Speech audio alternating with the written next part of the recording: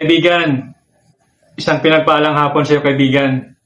Kaibigan, samahan niyo ako dahil ngayong hapon, alam ko ikaw ay umiinom din ng chocolate, mga kaibigan. Itong Swiss Miss, mga kaibigan, dark chocolate ito, titingnan natin kung ilan ang magiging increase ng aking blood sugar, mga kaibigan, sa loob ng 30 minutes, no? So, susubukan natin to dahil alam ko umiinom ka nito, mga kaibigan. So, ngayon na yung pagkakataon para malaman mo kung ilan ang magiging increase ng ating blood sugar sa loob ng 30 minutes, mga kaibigan. Tara, samahan niyo ako, no? So, magtitimpla muna ako. Dark chocolate ito, mga kaibigan. No?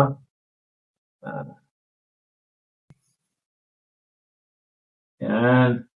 So, ito na, mga kaibigan. Ito na yung dark chocolate. Ayan. So, magsusukat muna ako ng aking blood sugar, mga kaibigan, para makuha natin yung increase, no? So, ito, mga kaibigan, no? Susukat muna tayo. Ayan. Ito na. So, tingnan natin kung ilan ang ating blood sugar ngayon.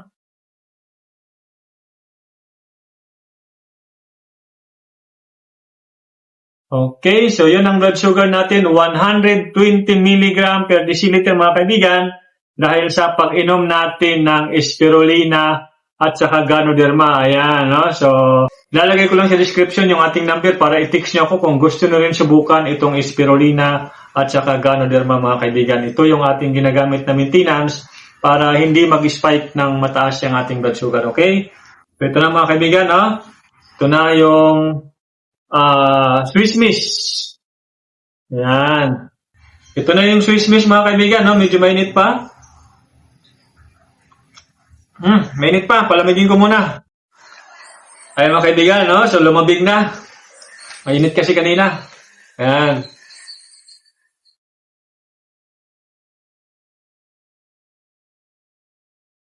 Kung sa sarap, mga kaibigan, masarap talaga siya. Yung tamis, ramdam mo rin yung tamis.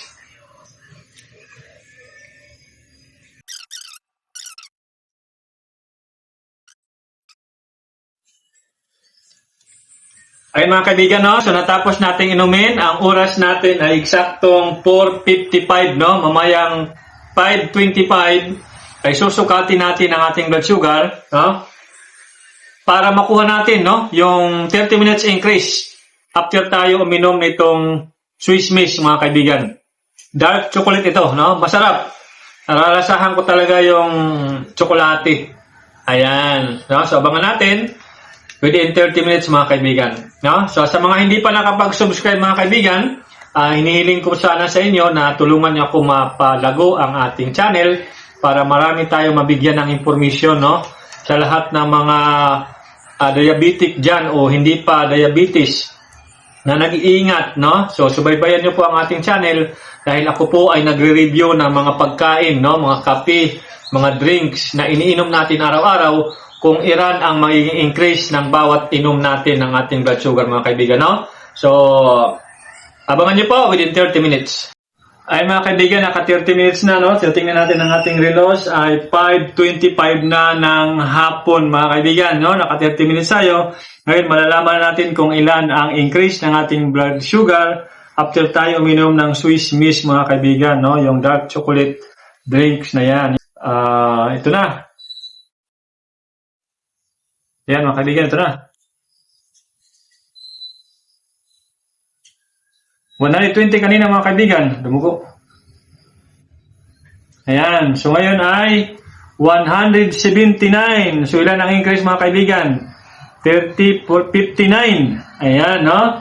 So, 59 ang increase ng ating blood sugar sa pag-inom ng Swiss Miss, mga kaibigan, within 30 minutes. Ayan, no? So, napakataas pala, mga kaibigan.